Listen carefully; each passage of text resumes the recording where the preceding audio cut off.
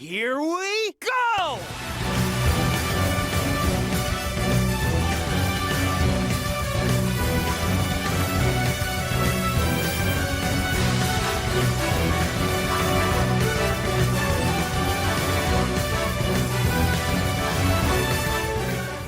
Hey, what's up, Blue Blurs? This is GamerBlake90, proud chief of the Blue Blurs, here to present you with the third episode of my playthrough series for Sonic Colors Ultimate on the PlayStation 4. As in this video, the colors fittingly feel so bright, given the stage that we are about to go through.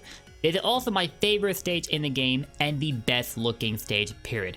Gonna tell you right now, do not debate me on this subject, you will lose, just warning you. And that is Starlight Carnival. This to me was the biggest test for the Colors Ultimate Remaster, as this being my favorite stage, I was scared of the idea of Blind Squirrel butchering it visually, but I'm happy to say that they did no such thing. I don't quite think this stage matches up to what it can look like on a Dolphin emulator with maximum settings, especially in 4K. God, that game becomes a beast in 4K, let me tell you. But while it doesn't match up to that, it comes pretty darn close, which is good enough for me. Even the egg pawns look like they're in heaven right now, so I don't think they have any sense of control over their movement because, well, they're in outer space, but I could be wrong, you know? Either way, they are in a state of bliss, and that's about to be the same state of mind I'll have throughout this entire video, as this was the episode that I was looking forward to doing the most for this series because of the fact that it would feature this stage, a distant cousin to Mario Kart's Rainbow Road. And if you don't know why I made that comparison, well, you're about to see why. Because a large part of this stage contains automated running sections that feature these rainbow roads which magically appear as Sonic runs along them. I don't know if they're like hidden into the air or they just generate wherever Sonic goes, but either way, he's running with no fear in the world. But this is Sonic the Hedgehog, of course he'd be like that. My god, man. I don't think y'all would have minded if I started this video off by saying nothing, right? Because every time I see this stage, I just want to sit and do nothing but stare at it. It has always looked more than phenomenal, honestly. There's like a lot of words I could come up with to describe Starlight Carnival, and none of them would be strong enough, I feel. Even perfect wouldn't cut it. Alright, we're gonna jump through those rings and board that first blimp right there. Actually, I feel like there are a lot of unintended or intended references to Sonic Heroes in this game. You've already seen that much in the egg pawns that we've been fighting up until now, and then there's all these blimps that make up Starlight Carnival. They remind me of the blimps from Egg Fleet in Sonic Heroes, only they are so much prettier. And the interior of these blimps is no different. Like, look at this, man! The original is already well lit, but this somehow makes it feel so much better. And you wanna know what's even weirder? When you play it on the Switch and you finish an act in Starlight Carnival, it looks almost completely pitch black. It's that dark. But somehow, I can't really explain it, but it makes it look that much better, which is weird because the Switch version clearly suffers from the amount of lighting that was applied to the other versions of this game. For better or for worse, that really depends on the state that you're thinking of. But with Starlight Carnival, it just looks amazing no matter what you do with the lighting, it seems. And that is such a relief. Anyway, we just uncovered the cube width right there, and when you use it, you can cause the blocks to transform into blue rings and vice versa. And you could also pick up the blue rings if you wanted, but if you do that, you basically eliminate some blocks that you could have otherwise used to create passageways, at least until you restart the stage. So something worth noting there, as it is definitely one of the most usable wisps in the game. I don't think there's a single world where you won't find a cube wisp at all. But yo, check this out. I almost forgot to speed up the free fall because I was talking so much, but man, that overhead sighting of all those blimps is insane. The colors literally feel so bright, just like what the theme song Reach for the Stars suggests. This is amazing. Man, these blimps just keep showing up from everywhere, and I welcome it. I don't welcome these motobugs though, they're just ruining the party. Garrulus, come get your motobugs! I thought we were best friends, why are you sending them after me? Yeah, we got a quick step section right here. And if you're wondering, you can quick step into these motobugs to beat them, so you don't necessarily have to boost, but you might want to... I just realized I have no boost, and now I am about to die. What in the heck? Now I'm scared. I am scared. I can't believe I almost died there. But we're in safer territory now. What the heck? I usually don't die there like that, or come close to it anyway. That was my favorite stage, and I'm playing like crap already. I'm telling you, the Let's Play curse is real. What is this? And again, it could be the fact that I just suck at doing Let's Plays all around. I don't know if you knew this, but I spent the whole week trying to record this video, and even when I finished the stage all the way through to the end, I wasn't satisfied with how it turned out, so I kept redoing it and redoing it and redoing it until I was okay with it. I'm sure you'll become familiar with the fact that I am quite a perfectionist. It's very, very difficult for me to look at something and say, I'm okay with how it turned out. That rarely ever happens, actually. Anyway, I talked about passageways that can be created with the cube wisp earlier, and this is a pretty darn good example of that. As if you use it right, you can alternate between the cubes and the rings, and make your way to this red ring up here. I just realized we skipped the second red ring, but I might need a wisp for that one if I remember right. Yeah, I did need a wisp for that one. It would be the spike wisp. And that was like, near the end of the last time we were inside a blimp. You might remember it, right? Anyway, we're gonna come down here. And a little note here, if you smash the jump button while you're coming off these elevators, they won't launch you off the screen all the way at the top, so you can save yourself some time that you would otherwise waste by mashing the jump button. And right here, we have a danger section that involves these crushing walls a la Star Wars Episode 4 style. You guys are cool if you got that reference. But you can mitigate the danger by wall jumping in between these walls and then coming down here to pick up this cube width. And if you use it, you'll cover the spring, and then just keep the stick held all the way to the right, and you will pick up a lot of rings and the last red ring in the stage. And that is that. Now we got one more running section, excuse me. God, I can't talk right now. But we got one more running section to go through. Well, a running section and a homing attack section that you can afford to botch if you don't want to waste a tail save. And then you'll come to the last blimp and run straight toward this gold ring. And you might not have noticed, but we changed up the cosmetics from the last video again. This time, Sonic has the cosmic shoes, the cosmic gloves, and the ice aura and the ice boost. I wasn't thinking too much of the ice aura when I first saw it, but now that I'm using it, I think, pun not intended, it looks freaking cool. I don't know how, but it seemed to go so well with Sonic, as do the cosmic shoes and gloves, given the stage that we're at right now. That's why I deliberately chose them for this video. And as I promised, I'm randomizing them in between each video so nobody feels left out. So we got the cube wisp rescued, and we're gonna be letting them fly free across all the world so we can make use of them later on, and we'll find more of them where we're at right now. There's a lot of them, along with the hover wisp. If only had both these guys unlocked in the last video, but me being so orderly, we have to do everything in default order when doing playthroughs. It's just how I work, I guess. So here we go, Act 2 of Starlight Carnival. And as I might have made clear, I love how this stage looks visually in Ultimate. The soundtrack, on the other hand, is equal parts dissatisfying and very satisfying.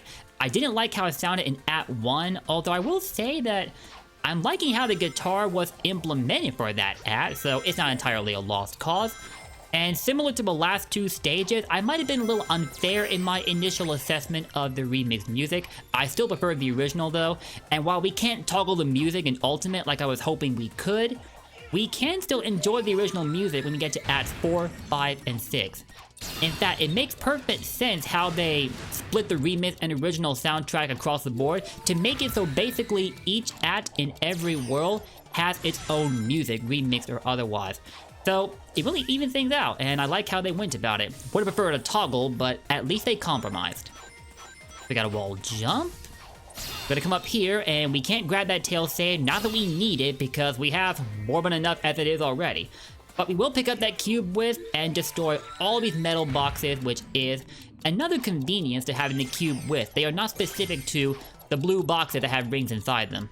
Now, let me see, can we, make the wall jump? Oh, yes, we can. I used to think we needed a spike wisp for this one, but clearly I thought wrong.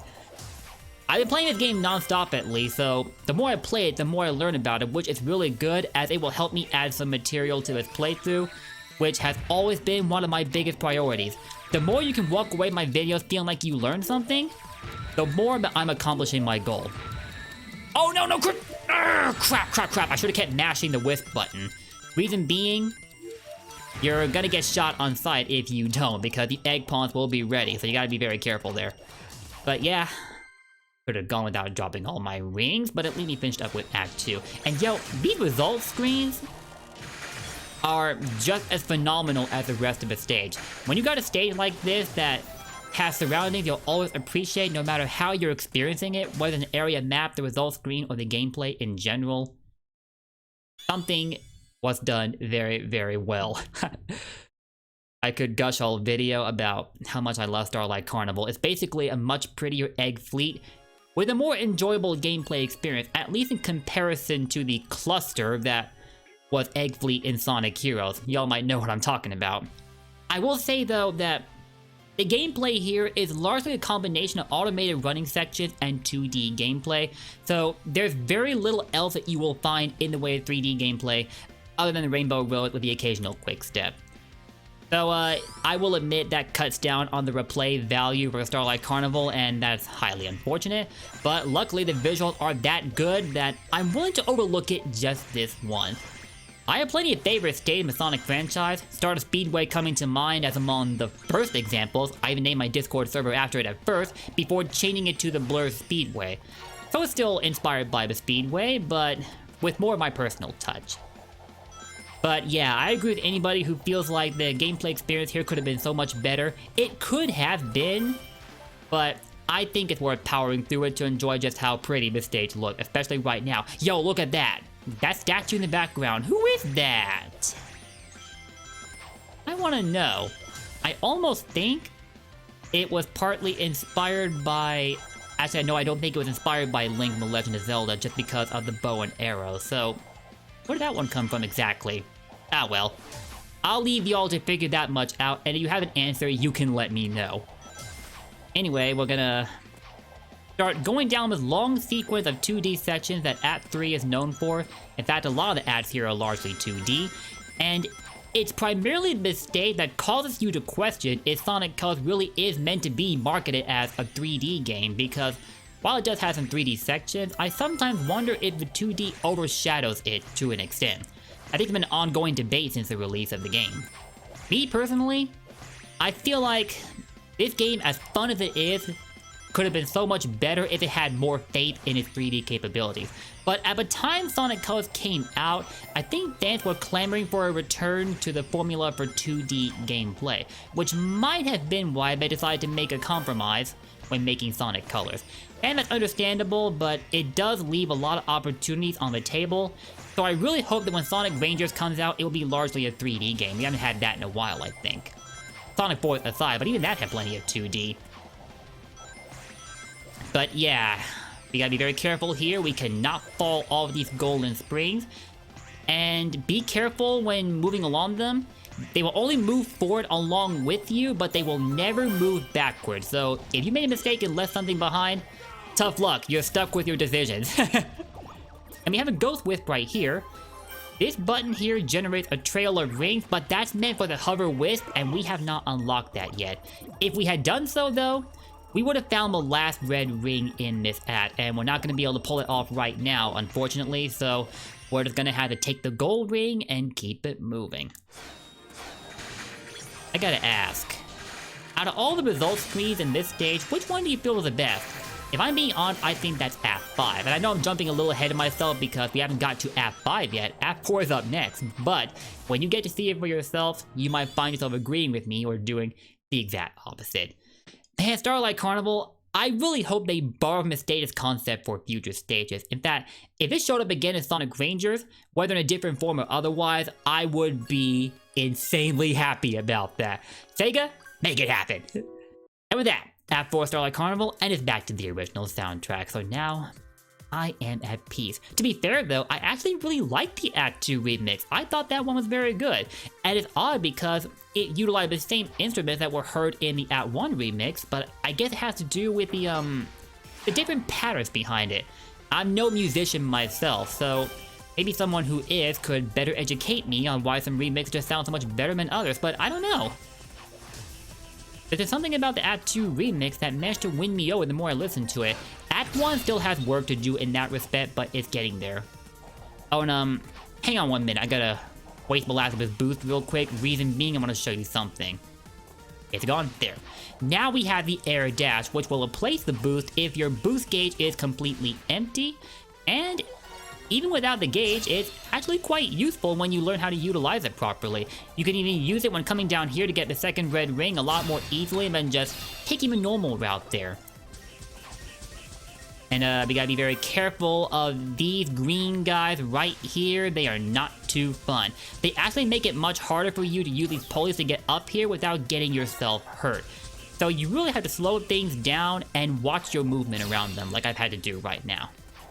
And also past this gate is a section where you can use a Frenzy Wisp, but that is currently unavailable, which means we'll have to miss out on the last 2 red rings, but at the very least, we can pick up some park tokens, like that one right there, and there's another one just past here that boost didn't activate at first when I pressed the button. That's weird. Yeah, you'll want to learn how to utilize the Stomp for things like stopping your momentum in mid-air to make it so you don't go running headfirst into any attack like what almost happened there, and it almost happened for a second time. So I'm really glad I thought to do that. And I thought I'd drop a little strategy for you guys trying to get better at this game, and it's definitely worth the time. It's a very short game, honestly, and not all too challenging once you get the hang of it, but it's very rewarding all the same. At least that's how I feel. C rank, yeah, very dissatisfying, but we'll take it at the moment. At least until the Frenzy Wisp is unlocked. Okay, a quick edit there, sorry about that. I was playing through Act 5 and then I made a really stupid mistake that took away from the quality of the video, so I was like, nah, we're gonna have to redo this. So, back to Act, well not back to Act 5, but on to Act 5 we go. And my favorite piece of music for Starlight Carnival is finally playing. This has a large part of what the Act 1 remake was missing from me, and it's why I didn't warm up to it immediately at first. This is still my favorite version of the stage to listen to all around. In fact, I don't think there's been an hour or a minute that's passed by for a long time without me listening either to this or the Symphony remix of Reach Over Stars. Also, I'm averting my gaze in between the camera and the screen because we're on a quick step section, and I'm trying not to get unintended LASIK surgery. Yo, I swear, man, the ice aura looks like it goes really well with how this stage looks. Am I going crazy? I don't really think I am, though. I think it honestly could be the best looking aura of the Sonic period. Well, the Sonic movie aura aside, but that's tied to a deluxe edition wearable, so is that really fair competition to make a comparison? I don't know. But either way, another largely 2D stage section here. But at the very end, we'll have a bit of 3D gameplay to make up for the lack of such. So,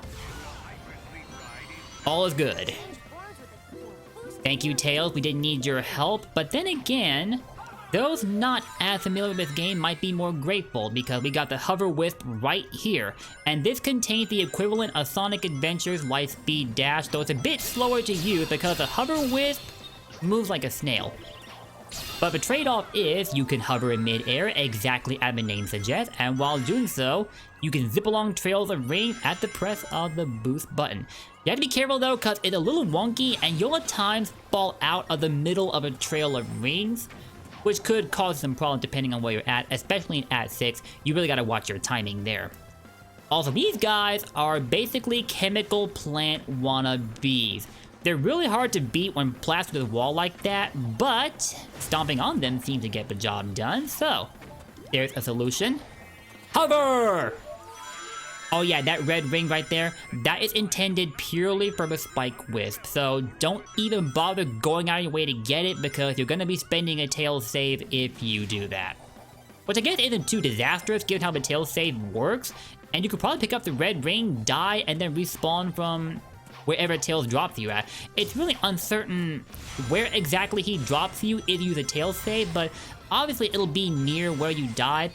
I don't think it's ever made clear as to where exactly though. Maybe it always changes up, or there is a specific location that's set for every instance where the tail save is used, and I just haven't caught on to it yet.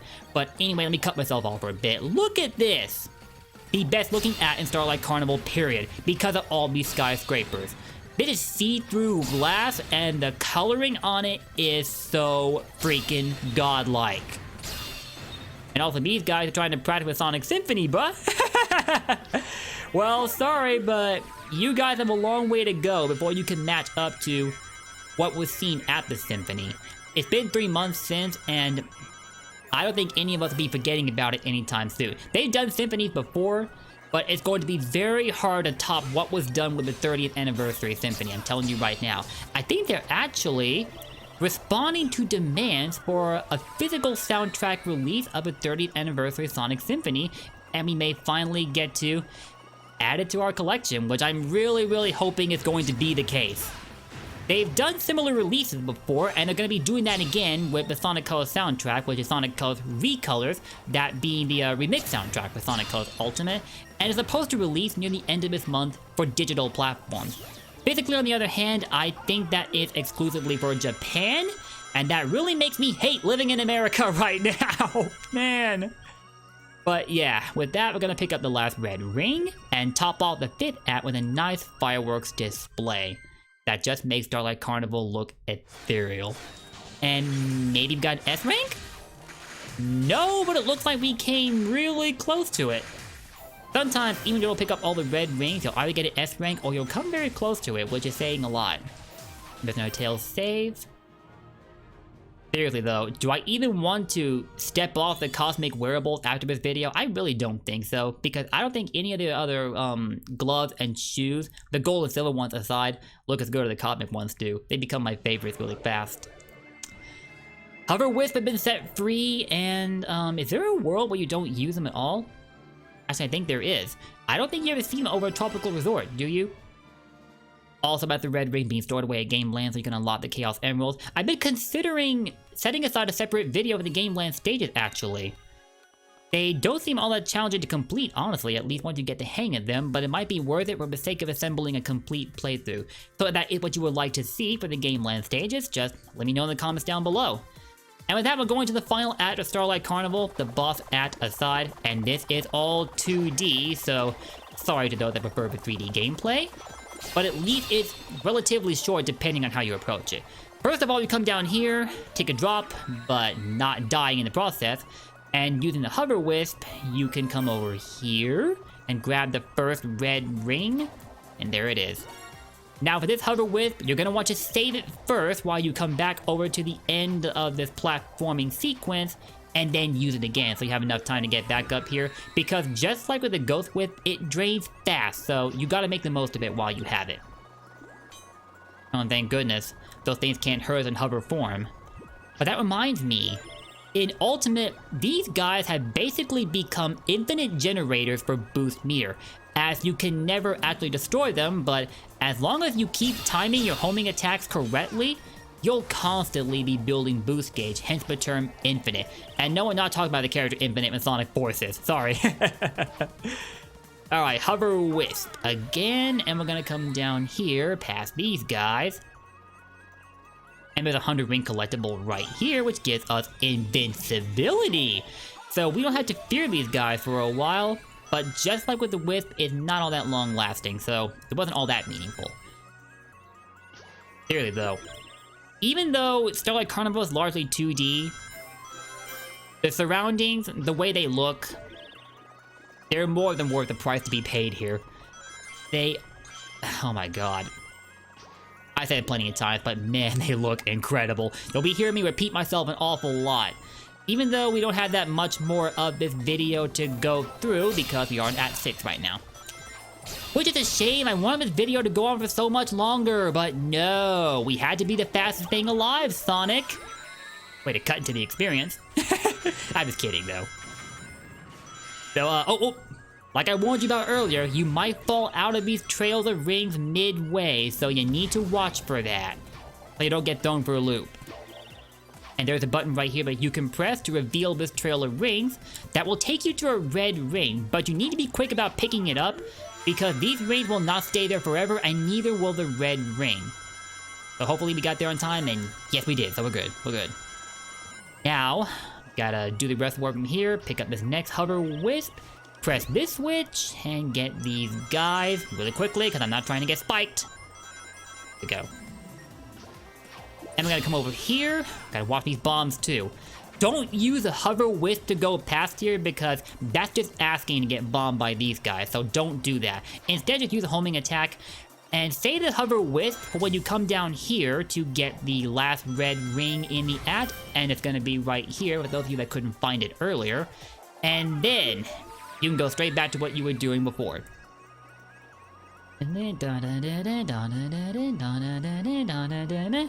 hover wisp theme is repetitive, but I don't know, something about it relaxing to listen to. We probably should have saved it though because we need it again for coming up here. We're gonna have to go back down this way, I guess, and grab that hover wisp again.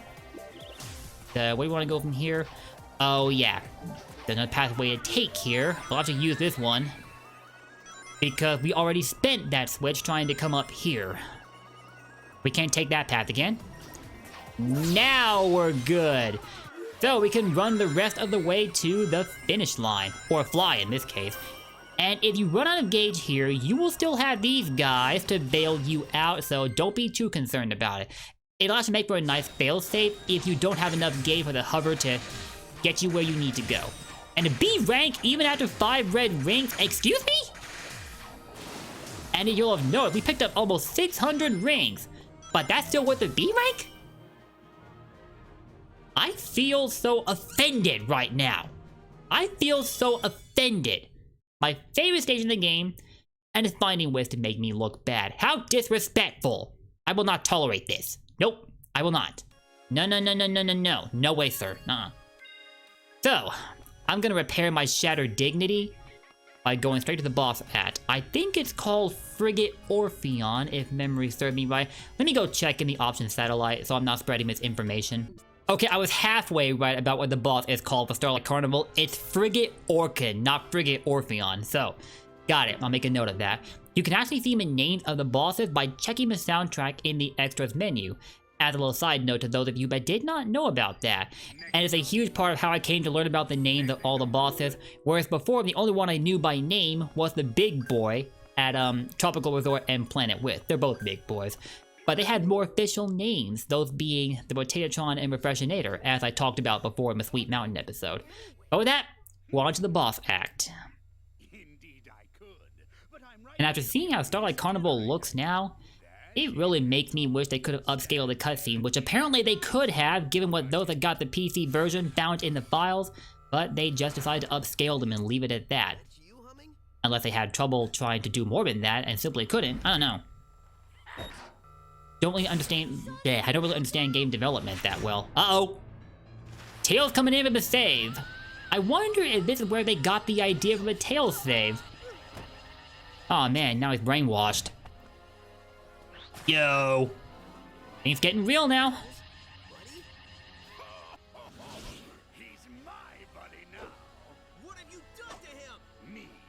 I did nothing at all. Unless shooting him with my mind control beam that runs on alien energy counts is doing something to him. Eggman, please. And this is why Sonic is canonically not the fastest thing alive. He could have outraced Eggman to the Death Egg robot in the classics, and now he can't get past Tails. What the heck, Sonic? You've been lying to us for like the past 30 years? The only way to make this better would be to have you two fight.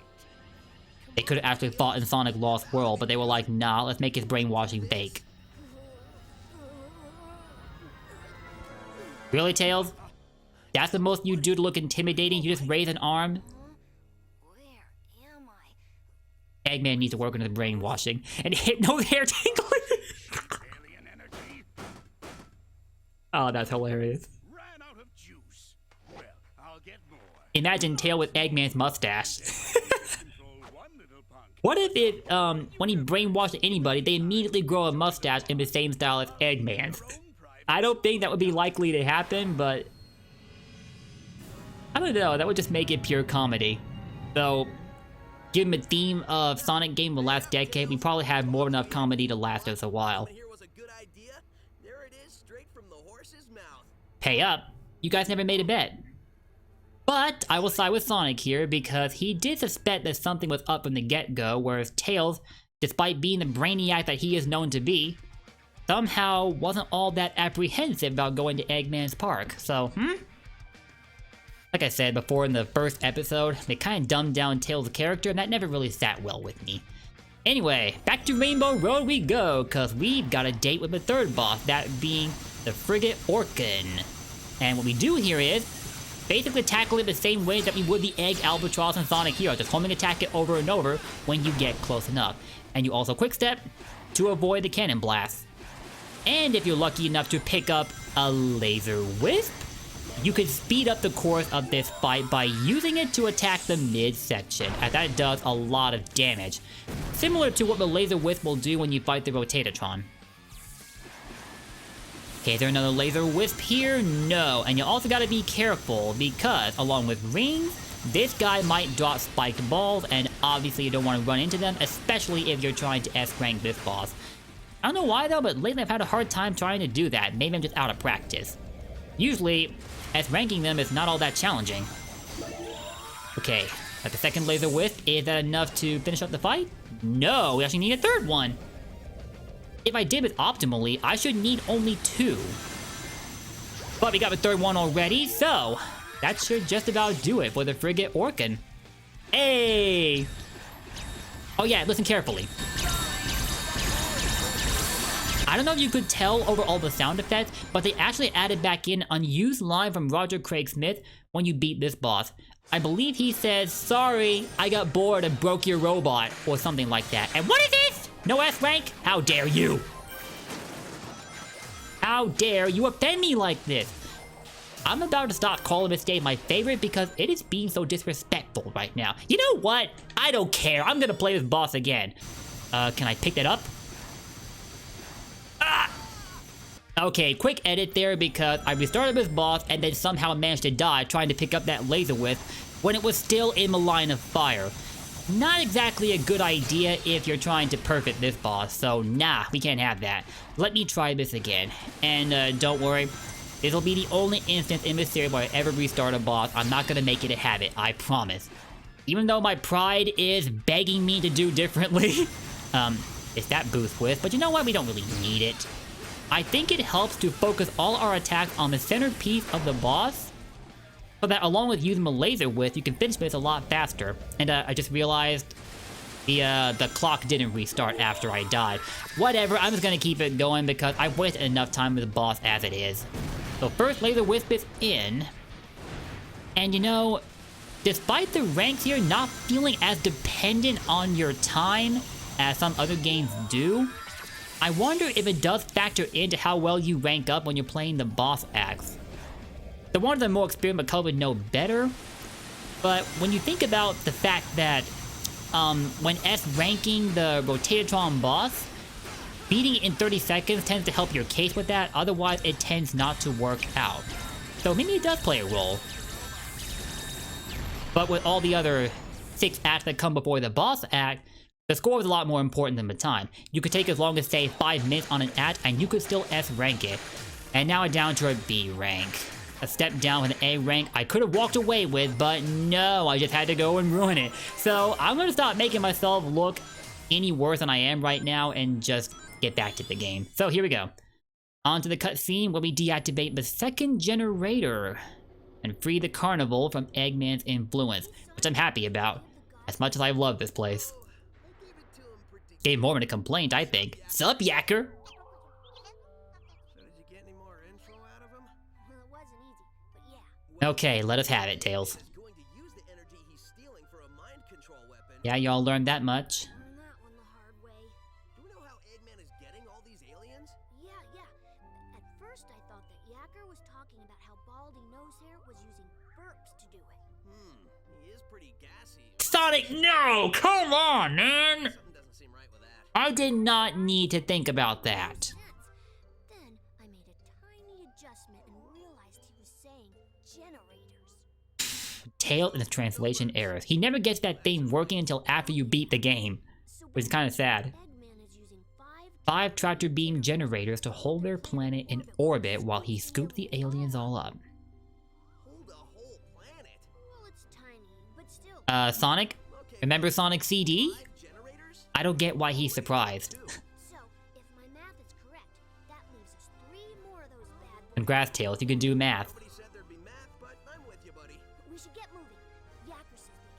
don't have much time. Once I start moving, I don't need much time. Because you're the fastest thing alive, right? Oh wait, didn't Tails debunk you for that title?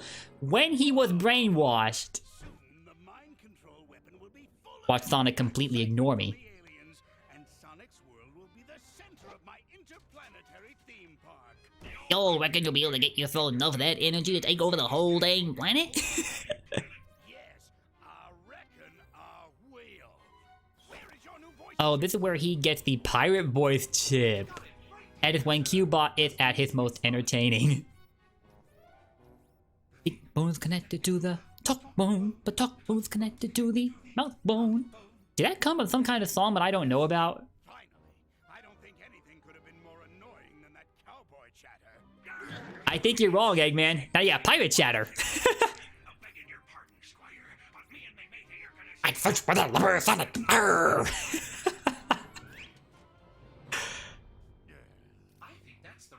Maybe he went and found that voice chip at the warship after I junked at a sweet mountain. pirate. On the bright side, he's much more exotic now. It would make a lot of sense. Find him and shortly, I will have no need for those idiots. Well, Eggman, you made those idiots. You could always just unmake them. When it will be the crown jewel of my amusement park, the greatest amusement park in the universe. I think I gloated so hard I pulled a muscle. But it gloating so hard that you hurt yourself. Eggman. But I will give it to him. I do think he has the greatest park in the universe, or the second greatest park. To me, the first one is actually Stardust Speedway, because in the good future, it's meant to be an amusement park. One that was probably built by Eggman, as he also thought to include a statue of himself in that stage, like the egotist that he is. But either way, that's my favorite park, so this one, especially Starlight Carnival, would come in a very close second. Anyway, all the other worlds are now unlocked, which means that next up we're gonna be going to Planet Wisp. Also the stage chosen to represent colors in Sonic Generations. Whereas in Generation 3DS that was Tropical Resort, and it quickly became a stage I didn't like. But that might just be due to me being very unpracticed with it, so yeah. Now, you don't need to worry about how the stage looks visually either in Ultimate, because I think it does look better than in the original by a landslide.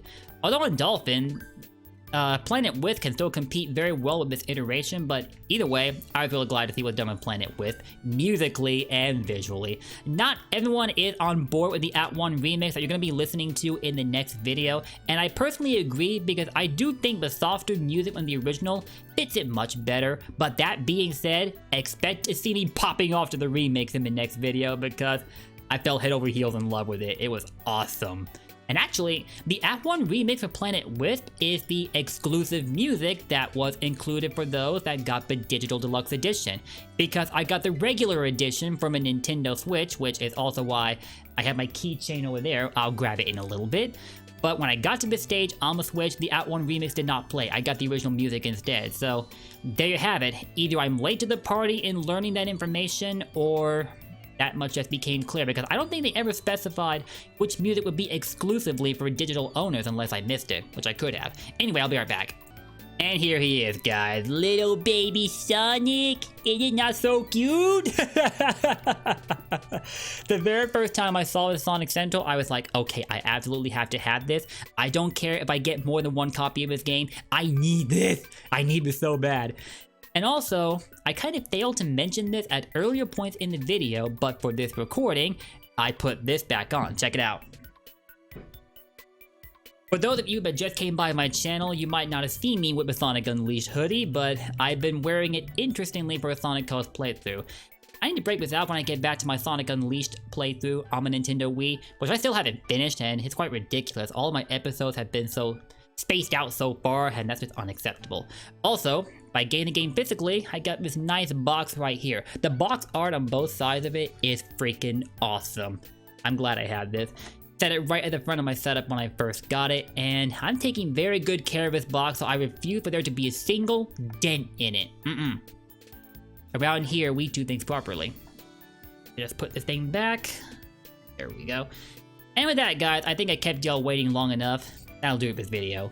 Thank you for watching. If you guys enjoyed my walkthrough of the Starlight Carnival stage, incomplete as it is because we don't have all the wisps yet, let me know in the comments down below. And if you would like to see more of my content, just hit that sub button and ring that bell so you don't miss out on anything. We're closing in on 1,000 subs fast, so I know you guys could help us make it the rest of the way to the 1,000 subscriber milestone. And I'm gonna be so happy when we do get there. It's gonna be an amazing moment for all of us. So, see y'all there when we get there. And with that, I'll see you all next time when we go through the Planet Wisp stage. Until then, peace, blue blurs for life, and keep enjoying Sonic Colors Ultimate. Take care.